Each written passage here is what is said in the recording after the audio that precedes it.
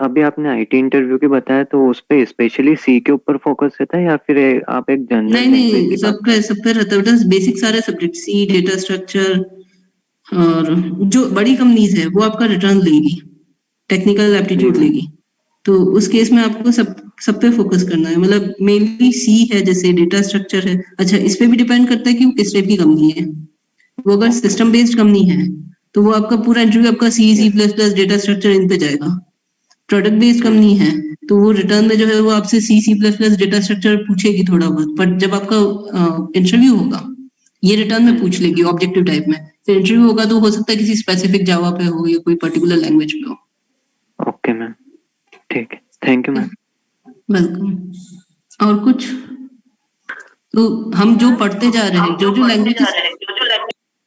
जो लैंग्वेजेस हम करते जा रहे हैं उनको बहुत स्ट्रांग करनी है। और बहुत जरूरी है प्रोग्रामिंग, एमसीए के लिए प्रोग्रामिंग लैंग्वेज पे अच्छा कमांड होना। Okay ma'am. आप बीसीए कर चुके हो, आप ये सोचो कि आपका मेंटल लेवल जो बीई है, बीटेक वाले, बीटेक फर्स्ट सेमेस्टर वाले हैं, उनसे ज्यादा है। हमेशा ये बात सोच के चलना, क्योंकि आप ग्रेजुएशन कर चुके हो, आप एज वाइज भी बड़े हो और नॉलेज वाइज भी बड़े हो। तो इस वजह से आपको उनसे एक स्टेप, दो स्टेप आगे रहना है। उतनी मेहनत करनी है हमें, उतना अगर आप एम बना के चलोगे तो हमेशा आप जो है वो आगे रहोगे उनसे। क्योंकि हर जगह आप जहां भी रिक्वायरमेंट देखोगे वहां लिखा होगा बीटेक स्लैश एमसीए। तो you have to yes compete ma'am. With them, है ना? You have to compete with them. तो कैसे कम्पीट करोगे? नॉलेज से। गरिमा बोलो। Ma'am, Garima. can we refer Sumita Arora, writer? Sumita Arora बेटा, वो 11th 12th में आपने रेफर की होगी, Yes मैम। है ना? तो it is a good book. Ma'am but वो पर मतलब उसका पर एमसीक्यू क्लियर हो जाएगा तो ये तो बेसिक ही है तो। नहीं, ठीक है, वो अच्छी बुक है, पर हायर लेवल कंसेप्ट के लिए you should okay use ma'am. Some reference book use करनी चाहिए आपको, ओके मैम। है ना? मतलब आप या तो अगर उससे बेसिक कंप्लीट कर लो, फिर आप उसके साथ जो है वो आप कंप्लीट रेफरेंस यूज कर लो, या उसके साथ आप जो है वो लेटर सी यूज कर लो। Okay ma'am. ऐसा कुछ कर सकते। Yes ma'am. ओके। ठीक है, तो कोशिश करो 2 बुक्स अगर आप कवर कर सकते हो एक सेमेस्टर में, तो it will be really good. कोई भी 2 बुक आप उठा लो और उसको कवर करो। अच्छा, बुक्स आती है टेस्ट योर सी स्किल्स, वो भी सॉल्व कर सकते हो आप। और भी आती है बुक्स इस टाइप की, जिसमें इस टाइप के थोड़े से ट्विस्ट दिए रखे होते हैं, ट्विस्टेड क्वेश्चंस होते हैं। ठीक है, अभी शुरुआत है, हम कोशिश करेंगे जल्दी जल्दी पढ़ के, और उसके बाद थोड़ा सा वैसा भी, जैसे ये अभी मैंने बताया था आपको कि if we have 2 variables with same name, one is local variable and another is global variable, तो क्या होगा आउटपुट? इस टाइप के क्वेश्चंस पूछे जाते हैं। ठीक है, ये हमने कर लिया था ग्लोबल वेरिएबल। चले आगे। अब ग्लोबल वेरिएबल हमने कर लिया था। यहाँ पर देखो, ये डेटा टाइप्स हम पहले पढ़ चुके हैं। यहाँ पर मुझे सिर्फ आपको बताना है format specifiers. Can you see my screen? Yes ma'am. Yes ठीक है, मैम। देखो, कैर है तो कैर में %c यूज करना है, हमेशा ध्यान रखना। ठीक है, ये आपको आना चाहिए। कैर मतलब %c, मतलब %c कब यूज करना है? स्कैनएफ करोगे, कैसे स्कैनएफ करते हैं? What is scanf? स्कैनएफ किसके लिए यूज करते हैं? यूजर से वैल्यू लेने के लिए। यूजर से वैल्यू लेने के लिए। सपोज आपने यहाँ कैर सी लिखा है, ठीक है, मतलब C is a variable whose data type is char. ठीक है, अब यहाँ पर आप क्या लिखोगे? एम्परसेंड, ये कॉमा के बाद लिखना है एम्परसेंड सी। तो इस तरह से आप रीड कर सकते हो वैल्यू। हमेशा ध्यान रखना, हर वेरिएबल के आगे आपको एम्परसेंड लगाना है, एड्रेस ऑफ ऑपरेटर यूज करना है। एम्परसेंड एड्रेस ऑफ ऑपरेटर होता है रीड करते टाइम। प्रिंट करते टाइम आपको कभी भी यूज नहीं करना है।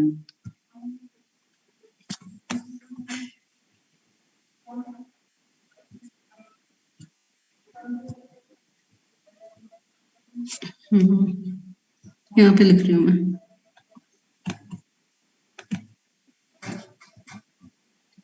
printf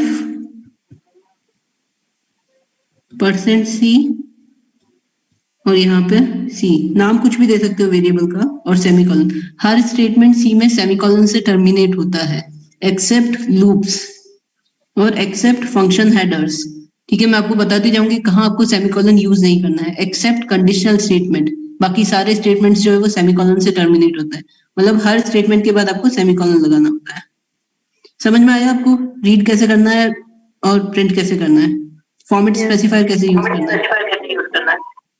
ठीक है, अनसाइंड क्या है, ठीक है, %C, शॉर्ट साइन क्या है, short sign INT %D, short unsigned INT, unsigned है तो U यूज कर सकते हो आप, ठीक है, याद रखना %U यूज कर सकते हो अनसाइंड के लिए, साइंड INT %D, इंटीजर के लिए हम %D यूज करते हैं, फ्लोट के लिए हम %F यूज करते हैं, ठीक है, फ्लोट %F, ठीक है, साइंड INT %D, अनसाइंड वापस अनसाइंड है, अनसाइंड INT है तो %U, लॉन्ग साइंड INT, अब long signed INT, long signed INT के लिए क्या यूज करते हैं हम, D यूज करते हैं, पर ये लॉन्ग है, लॉन्ग साइंड INT, तो हम क्या यूज करेंगे, L यूज करेंगे आगे, D के आगे LD, %LD। इसी तरह से लॉन्ग अनसाइंड INT है तो %LU, U फॉर अनसाइंड, ठीक है, फ्लोट %F, डबल की साइज जो है वो फ्लोट से बड़ी होती है, ठीक है, देखो ये 4 बाइट्स का, ये 8 बाइट्स का है, ठीक है, तो डबल के लिए हम क्या यूज करेंगे, %LF, ठीक है, लॉन्ग डबल के लिए यहाँ पर ये जो L है ये कैपिटल हो जाएगा। ये सारी चीजें मैं पूछूंगी आपसे, इनकी range as well as format specifiers, ठीक है, और बाइट स्टोरेज क्या रहता है, ठीक है, 16 बिट कंपाइलर के लिए क्या होता है स्टोरेज, और 32 बिट के लिए क्या होता है, मैंने आपको ये बताया था, ये कंपाइलर डिपेंडेंट रहता है, size and range of INT short and longer compiler dependent, ठीक है, तो जैसे INT है वो 16 कहीं पे 2 बाइट्स का मिलेगा आपको जहां 16 बिट कंपाइलर है, जहां पर 32 बिट कंपाइलर है इट विल बी 4 बाइट्स, ठीक है, तो it depends on your compiler, ठीक है, ये जो दे रखा है 16 बिट कंपाइलर के हिसाब से दे रखा है। Is it okay? Yes ma'am. Ma'am एक क्वेश्चन था मैम। हाँ बोलो। मोहित दिस साइड। मैम जो सी की थ्योरी है उसके लिए आपने बोला था ना गूगल क्लासरूम क्रिएट करेंगे। गूगल क्लासरूम मैंने क्रिएट कर दिया है, मैं आपको वो सेंड कर दूंगी कोड, और Okay, ma'am. ये PPT अपलोड कर दूंगी, पर मैं सोच रही Okay, हूँ थोड़ा सा अच्छा पोर्शन कंप्लीट हो जाए तो मैं PPT अपलोड करूंगी तो अच्छा रहेगा। Okay, ma'am, okay. PPT जो अपलोड करूंगी यूनिट 1.1, यूनिट 1.2, यूनिट 1.3 ऐसे अपलोड करूंगी मैं, मतलब ma'am. यूनिट 1 जब तक चल रहा है मतलब 1 का ही कंटेंट है, ठीक है। Okay ma'am. ठीक है, next topic is storage classes in C, ठीक है। Now there are 4 storage classes in C, 4 storage classes होती है, ठीक है। स्टोरेज क्लासेस का क्या पर्पस है, why do we have storage classes in C, ठीक है। हम यूज करते हैं स्टोरेज क्लास को कि it tells us where the variable would be stored, variable कहाँ स्टोर रहेगा मेमोरी में। Second, what would be the initial value of the variable, what is the scope of the variable, and last is fourth is life of the variable, ठीक है। ये सारी चीजें हमें scope से समझ में आती है, स्टोरेज क्लास से समझ में आती है। वेरिएबल कहाँ स्टोर होगा मेमोरी में, ये देखते हैं हम, समझ में आए ये पॉइंट्स। हमने विजिबिलिटी पढ़ी थी याद है, स्कोप पढ़ा था। What do we mean by scope of a variable, global variable, local variable में हमने स्कोप पढ़ा था। लोकल वेरिएबल का स्कोप कितना होता है, क्या स्कोप होता है, विद इन द फंक्शन रहता है मैम लोकल वेरिएबल का स्कोप, मतलब जहां डिक्लेयर किया है सिर्फ वहीं उसका वहीं पर एक्सेस कर पाएंगे उसको। वहीं पर इसको, ठीक है। तो हम बोल सकते हैं कि scope of local variable is only the function in which it is declared, it is limited to the function in which it is declared, ठीक है। इसी तरह से scope of global variable, it is available to all the functions. Is it okay? हाँ, throughout the program, ठीक है। Life of the variable, life का क्या मतलब है कि आपका जो वेरिएबल है वो उसकी वैल्यू जो है वो कहाँ तक रिटेन रहेगी, ठीक है। उसकी लाइफ कहाँ तक रहेगी, कहाँ तक वेरिएबल एग्जिस्ट करेगा आपका, ठीक है। ये भी हम पढ़ेंगे, 4 टाइप के स्टोरेज क्लासेस पढ़ेंगे, उसमें ये क्लियर होगा। इनिशियल वैल्यू, जैसे हमने नॉर्मल वेरिएबल अगर हम डिक्लेयर करते हैं तो नॉर्मल वेरिएबल में हम ये बोलते हैं, जैसे मैंने लिखा है यहाँ INT I और सेमीकोलन, इसका मतलब ये जो I है इसमें अभी गार्बेज वैल्यू होगी। गार्बेज वैल्यू मतलब अनप्रेसिडेंटेड वैल्यू, अनप्रेसिडेंटेड मतलब कुछ भी हो सकती है, कोई भी वैल्यू हो सकती है, ठीक है। पर अगर मैंने लिख दिया यहाँ INT I is equal to 10, this means that I am declaring this variable I as an integer type and I am assigning this value, initializing this value with, assigning this value to I. Is it okay? ठीक है। तो ये जो normal variables होते हैं इसमें अगर आप नहीं इनिशियलाइज करते हैं वेरिएबल्स को at the time of declaration तो उसमें गार्बेज वैल्यू रहती है, मतलब कोई भी वैल्यू जो है वो स्टोर्ड रह सकती है, ठीक है। That is known as initial value of the variable. Now the variable, where the variable will be stored, ठीक है, variable can be stored in memory और it can be stored in register. ये अभी हम देखेंगे। रजिस्टर्स आपने पढ़े होंगे शायद, सीपीयू रजिस्टर्स पढ़े, कंप्यूटर ऑर्गेनाइजेशन आर्किटेक्चर में पढ़े होंगे। यस मैम पढ़े हैं। Yes ma'am. तो अगर आप कोई वेरिएबल या कुछ भी डेटा अगर रजिस्टर में स्टोर करते हो, then it is registers are faster as compare to memory. Memory के कंपेयर में सीपीयू रजिस्टर्स फास्टर होते हैं। ठीक है, तो अगर ऐसा कोई डेटा है, ऐसा कोई वेरिएबल है जिसको आपको बार बार एक्सेस करना है, देन वो जो पर्टिकुलर डेटा है, वो जो पर्टिकुलर वेरिएबल है, वो आप रजिस्टर में स्टोर कर सकते हो, सीपीयू रजिस्टर में स्टोर कर सकते हो। ठीक है, तो आपका जो प्रोग्राम है वो जल्दी एग्जीक्यूट होगा, टाइम कम लगेगा उसको एग्जीक्यूट होने में। तो इस पे बेस्ड है स्टोरेज क्लासेस सारी। ठीक है, अब there are 4 types of storage classes. First is automatic, second is static, third is register, fourth is external storage class. ठीक है, ऑटोमेटिक स्टोरेज क्लास के लिए हम जो स्पेसिफायर यूज करते हैं वो करते हैं ऑटो। स्टैटिक स्टोरेज क्लास के लिए हम यूज करते हैं keyword static. Register storage class के लिए हम यूज करेंगे रजिस्टर, और एक्सटर्नल स्टोरेज क्लास के लिए हम यूज करेंगे एक्सटर्न। ये सारे स्पेसिफायर्स हम यूज करते हैं to define a variable, to declare and define a variable. ठीक है, ये हो गया। ऑटो जो है वो बाय डिफॉल्ट होता है, मतलब अगर आपने कुछ नहीं लिखा है, आपने लिखा है INTI, ठीक है, एक फंक्शन में लिखा है आपने INTI, दिस मीन्स दैट यहाँ पर बाय डिफॉल्ट जो है वो ऑटो है। अगर आप कुछ स्पेसिफाई नहीं कर रहे हो तो बाय डिफॉल्ट ऑटो है। अच्छा, it depends on the place also where you have declared a variable. अगर आपने ये INTI सारे फंक्शंस के बाहर डिक्लेयर कर दिया है, then it will become your external storage. ये एक्सटर्नल वेरिएबल कहलाएगा, मतलब ग्लोबल वेरिएबल कहलाएगा। ठीक है, तो वो कंटेक्स्ट पे डिपेंड करता है कि वो पर्टिकुलर वेरिएबल जो है वो किस टाइप का होगा। पर अगर फंक्शन के अंदर किया है, कुछ नहीं लिखा है, मतलब वो ऑटो है, ऑटो डिफॉल्ट स्टोरेज है, डिफॉल्ट स्टोरेज क्लास है उसको असाइंड। Is it okay? अब हम ये एक एक करके सारे पढ़ेंगे, ऑटो, स्टैटिक, रजिस्टर, एक्सटर्न क्या होता है। ठीक है, first is auto storage, automatic storage class. Automatic storage class में अगर आपने कोई वेरिएबल डिक्लेयर किया है इस तरह से, ऑटो INT X, ठीक है ना, what does it mean? It means that this variable, ये जो वेरिएबल है ये कहाँ स्टोर्ड होगा? It will be stored in memory. Default initial value garbage value होगी इसकी डिफॉल्ट स्टोरेज। स्कोप क्या होगा? Local to the block in which it is defined. Local जो ब्लॉक है जिसमें डिफाइन कर रखा है उसी में इसका स्कोप रहेगा। लाइफ, जब तक वो फंक्शन है, वो फंक्शन जो है वो जब तक कंट्रोल इस फंक्शन में रहेगा तब तक इसकी लाइफ रहेगी। इस फंक्शन से बाहर निकलते ही ये वेरिएबल जो है वो डिस्ट्रॉय हो जाएगा। This is automatic storage class. Next is, ये एक प्रोग्राम है सिंपल सा जो हम देखते हैं। ठीक है, hash include stdio.h, hash include conio.h, INT main. अच्छा, ये जो है अगर आप बेसिक प्रोग्राम के लिए नहीं भी लिखोगे तो भी आपका प्रोग्राम एग्जीक्यूट होगा अगर आप यहाँ CL और SCR यूज नहीं करते हो। ठीक है, और यहाँ पर क्योंकि ये जो printf है, it is a part of your C language. पर ठीक है, आपको लिखना चाहिए ये दोनों लाइंस आपको लिखनी, इंक्लूड करनी है फाइल्स, स्पेशली इसके लिए तो करनी CL और SCR। ठीक है, INT मेन ऑटो, देखो यहाँ पे ऑटो INT I, ठीक है, printf, यहाँ पे हम प्रिंट कर रहे हैं, क्या वैल्यूज प्रिंट होगी इस केस में? हमने अभी क्या सीखा है?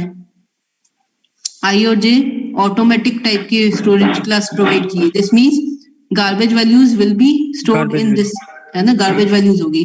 तो जो आउटपुट है वो आपको कुछ ऐसा मिलेगा 1 2 1 1 1 2 2 1। बट ऐसा जरूरी नहीं है, हर बार आप इसको एग्जीक्यूट करोगे तो हर बार कुछ नई वैल्यू मिल सकती है आपको।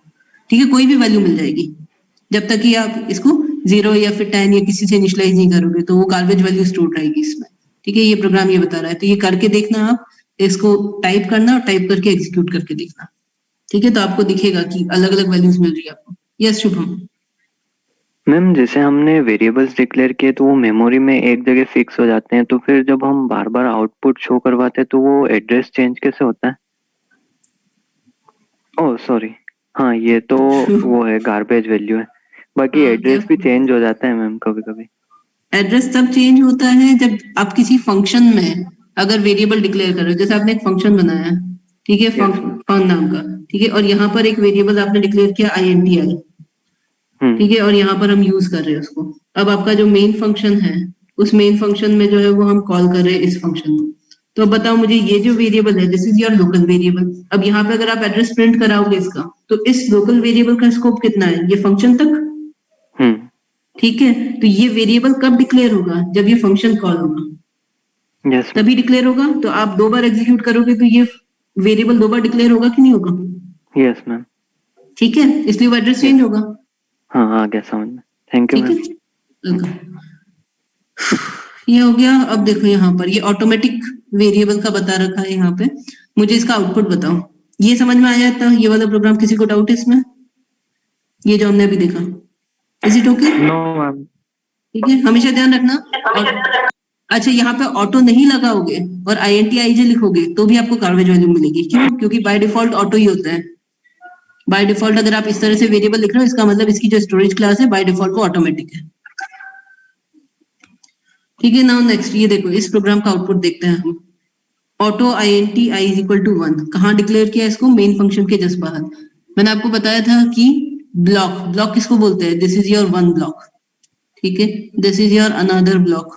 कर्ली ब्रैकेट्स जहां से स्टार्ट हो रहे हैं, जहां पे एंड हो रहे हैं, this is your next block. ठीक है, ये इनर मोस्ट ब्लॉक है, ये मिडिल ब्लॉक बोल सकते हैं, ये आउटर ब्लॉक बोल सकते हैं। ठीक है, और ये जो है ये आपका मेन का ब्लॉक है। ठीक है, तो ये आउटर मोस्ट ब्लॉक है यहाँ पे। Now tell me what would be the output? Output बताओ मुझे फटाफट। मैम हमने 1 एक ही 1 जगह प्रिंट हो जाएगा। एक ही जगह उसको लिखना है। यहाँ पर 3 times 1 प्रिंट होगा। 3 times Yes, 1 ma'am. क्यों प्रिंट होगा? क्योंकि ये जो auto INT-I is equal to 1 है, ये हमने इन सारे Yes. ब्लॉक्स के बाहर डिक्लेयर किया है, तो it will be available to all the inner blocks. सारे इनर ब्लॉक्स को अवेलेबल होगा ये। Is it okay?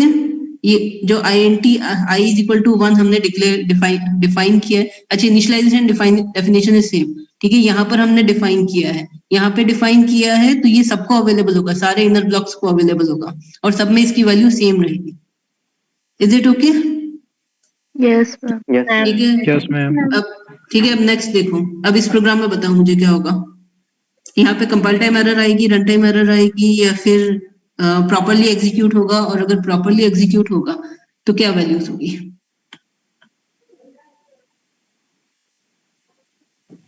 Ma'am 3 to 1 print होना मैम चाहिए। 3 to 1।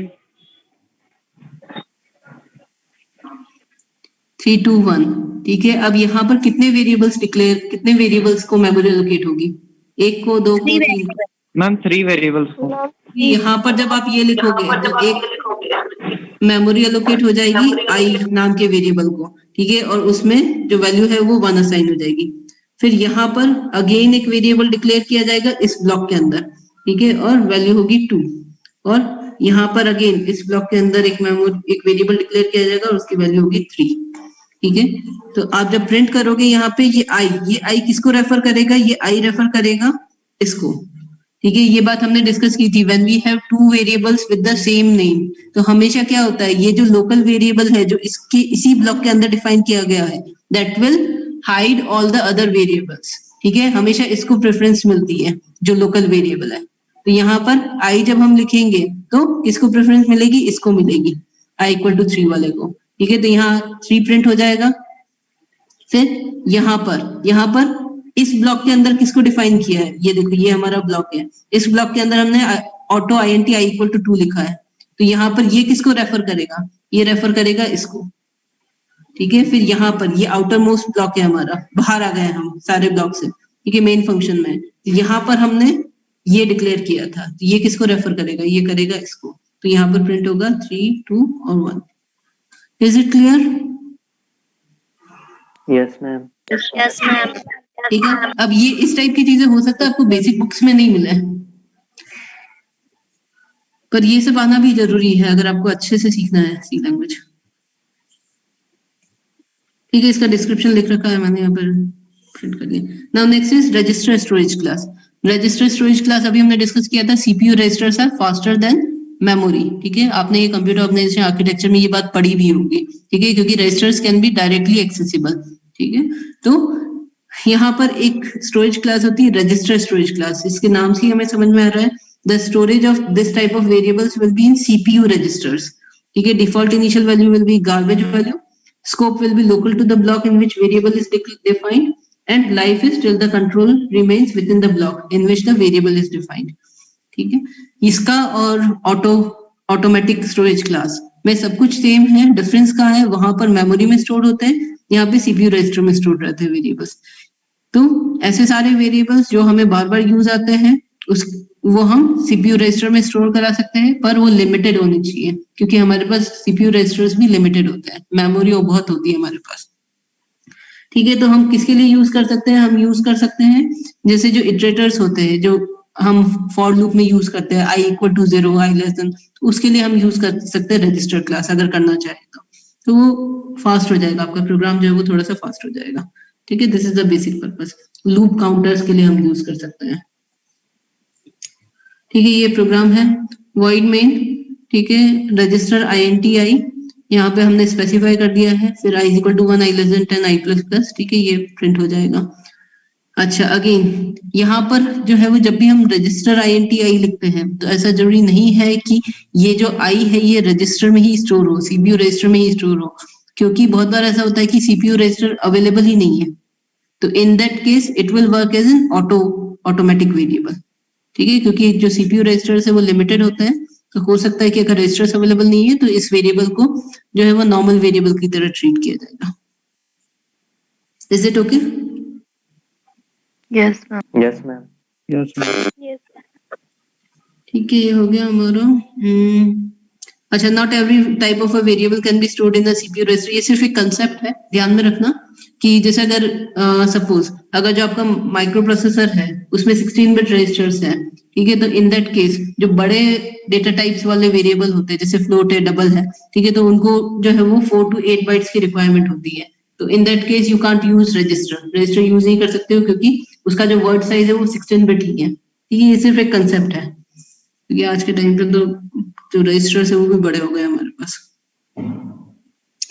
ठीक है, now static storage class. Static storage class क्या होता है? हमने ये बात पढ़ी है लोकल वेरिएबल्स में कि जैसे ही फंक्शन से कंट्रोल उसका जैसे ही जो हमारा कंट्रोल है फंक्शन से बाहर जाता है तो जो लोकल वेरिएबल्स हमने वहां डिफाइन किए थे वो जो है वो डिस्ट्रॉय हो जाते हैं। पर हम बहुत बार ऐसा होता है कि हम उन लोकल वेरिएबल्स को रिटेन करना चाहते हैं, उनकी वैल्यू को रिटेन करना चाहते हैं कि हर बार हम उस फंक्शन को कॉल करें तो हमें वो वैल्यू, पिछली वाली वैल्यू प्रिजर्व्ड मिले।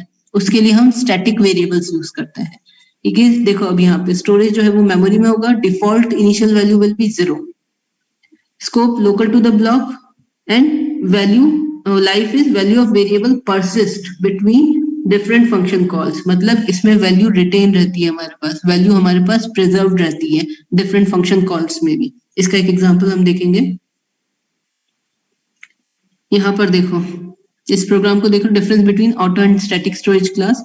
ठीक है, यहाँ पर हमने मेन फंक्शन लिखा है, ये इंक्रीमेंट नाम का एक फंक्शन बनाया है, इस इंक्रीमेंट नाम के फंक्शन को हम कॉल कर रहे हैं।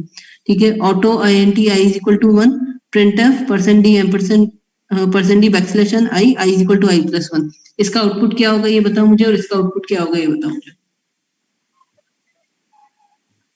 देखो एक बार ध्यान से, डिफरेंस बस ये है, यहाँ पे हमने ऑटो लिखा है, यहाँ पे हमने स्टैटिक लिखा है। तो यहाँ पर ये जो है ये इसकी स्टोरेज क्लास ऑटोमेटिक है, इसकी स्टोरेज क्लास स्टैटिक है। और हमने क्या पढ़ा है? ऑटो का 2 होगा और स्टैटिक का 1 होगा। हाँ, ये चीज हम कर चुके हैं, याद है हमने पहले किया था ये। Yes, ma'am. हाँ, यहाँ पे क्या One- प्रिंट होगा 1 1 1 और यहाँ and- पर 2 होगा। मैम 1 2 3। Yes, ये इसका ma'am. आउटपुट होगा 1 2 3। ठीक है, देखो मेन फंक्शन स्टार्ट हुआ, इंक्रीमेंट को कॉल किया, कंट्रोल यहाँ आया, ऑटोमेटिक INT i = 1 प्रिंट होगा। सबसे पहले 1 प्रिंट हो गया ये वाला हमारा, i = i+1, पर ये लोकल वेरिएबल है, ऑटोमेटिक टाइप का है, तो जैसे ही ये इसका जो ब्लॉक है ये कंप्लीट होगा तो इसका जो ये जो वेरिएबल है ये डिस्ट्रॉय हो जाएगा, ये वेरिएबल डिस्ट्रॉय हो जाएगा। अगेन कंट्रोल कहाँ ट्रांसफर होगा इस फंक्शन के बाद? यहाँ पे। अगेन इंक्रीमेंट, वापस हम इसको कॉल कर रहे हैं, वापस कंट्रोल यहाँ होगा, तो ये फिर डिक्लेयर होगा हमारा वेरिएबल, फिर डिफाइन कर रहे हो आप, तो फिर मेमोरी एलोकेट होगी, अब एक नया वेरिएबल बन गया i = 1, फिर प्रिंट करोगे तो अगेन आपका ये वाला 1 हो जाएगा।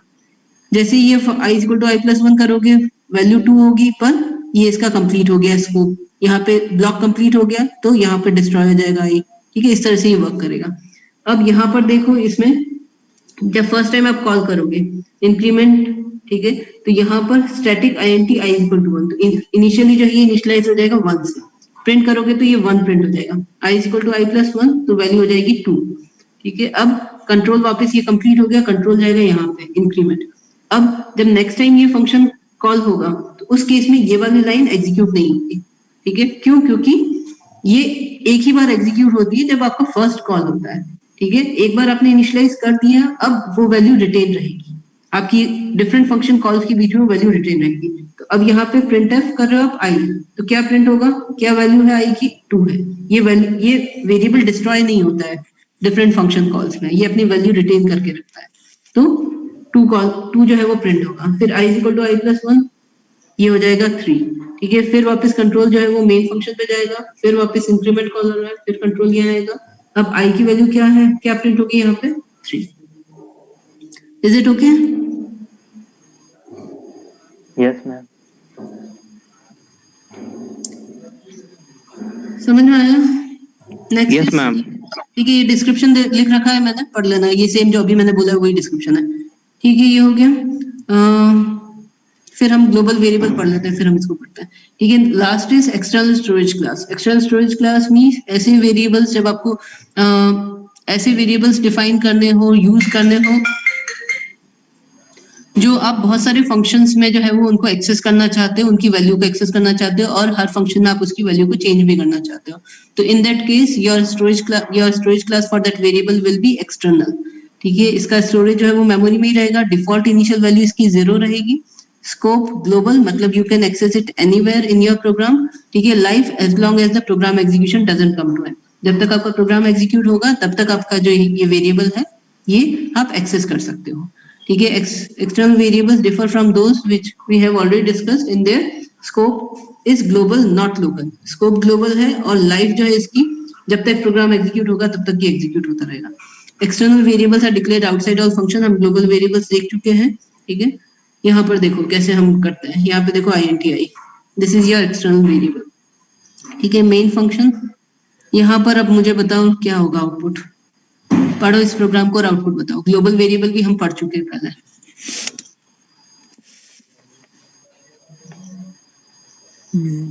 एक बार हैंड रेज कर देना, अभी बताना मत, सबको करने दो, सबको फाइन करने दो। जिनका हो जाए वो हैंड रेज कर देना।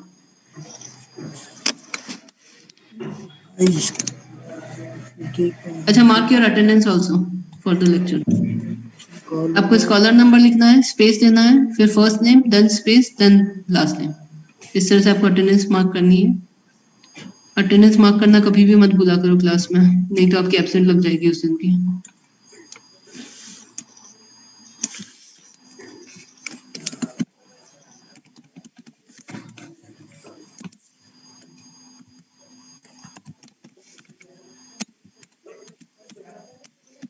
बताओ फटाफट, सोच लिया सबने? समीर, और कोई? रुको समीर, 2 मिनट रुकना।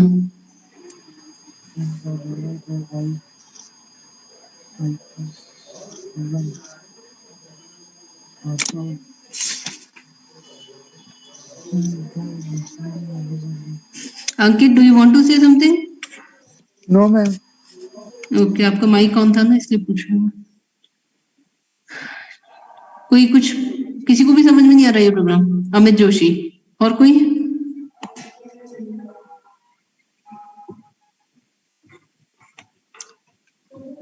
ठीक है, अमित बताओ एक बार क्या बोलना चाहते हो आप?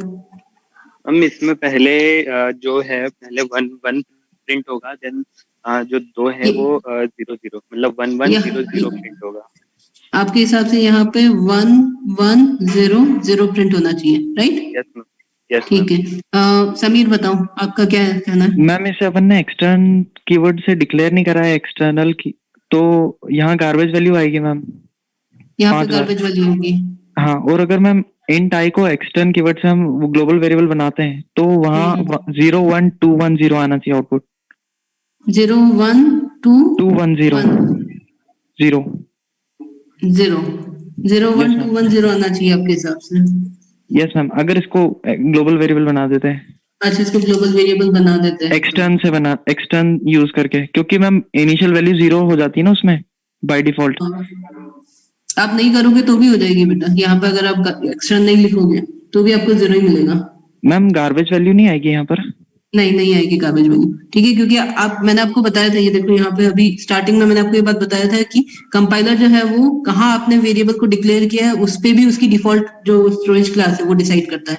शुरुआत में ये बात मैंने आपको बोली थी, if we don't specify the storage class of a variable in its declaration, the compiler will assume a storage class depending on the context in which a variable is used. Okay ma'am, मतलब इसे external keyword ही समझेगा ये? हाँ, वो global variable ही है उसके लिए। हाँ, ठीक तो है, मैम क्योंकि आउटपुट आपने सारे 0 1 2 1 0 आएगा। सारे फंक्शंस के बाहर डिक्लेयर किया है, ठीक है? Okay ma'am.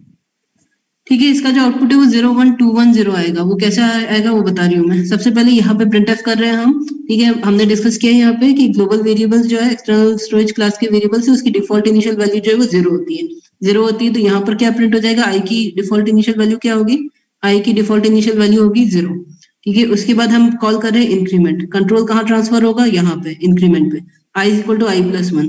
आई की वैल्यू 0 थी, क्या होगी वैल्यू अब 1, ठीक है। यहाँ पर प्रिंट करेंगे हम, क्या प्रिंट होगा यहाँ पर 1 प्रिंट होगा, ठीक है। यहाँ ये कंप्लीट हो गया हमारा इंक्रीमेंट, कंट्रोल वापस ट्रांसफर होगा यहाँ पे सेकंड स्टेटमेंट पे, फिर इंक्रीमेंट कर रहे हैं, फिर i is equal to I plus 1। अब i की वैल्यू क्या है, यहाँ पे अज्यूम करो कि ये हमारा i है और ये ग्लोबल वेरिएबल है, it can be access by anybody, ठीक है। अभी इसकी वैल्यू चल रही है 1, ठीक है। अब i is equal to I plus 1, यहाँ पर वैल्यू हो जाएगी 2 हो जाएगी, तो फिर प्रिंट कर रहे हैं हम, तो यहाँ पे वैल्यू क्या प्रिंट होगी 2। ये कंप्लीट हो गया, फिर डिक्रीमेंट पे कंट्रोल जाएगा i is equal to I minus 1, ठीक है। यहाँ पे वैल्यू 2 है, डिक्रीमेंट करोगे तो वैल्यू हो जाएगी 1, तो यहाँ प्रिंट होगा 1। फिर वापस ये कंप्लीट हो गया, कंट्रोल यहाँ जाएगा डिक्रीमेंट, फिर अभी वैल्यू 1 है, फिर डिक्रीमेंट करोगे तो वैल्यू हो जाएगी 0, कंट्रोल वापस यहाँ आएगा, तो ये जो वैल्यू है ये प्रिंट होगी 0 1 2 1 0। Is it okay? आपका कंप्लीट होने वाला है क्लास का टाइम। अगर नहीं समझ में आता है तो हम नेक्स्ट क्लास में इसी को वापस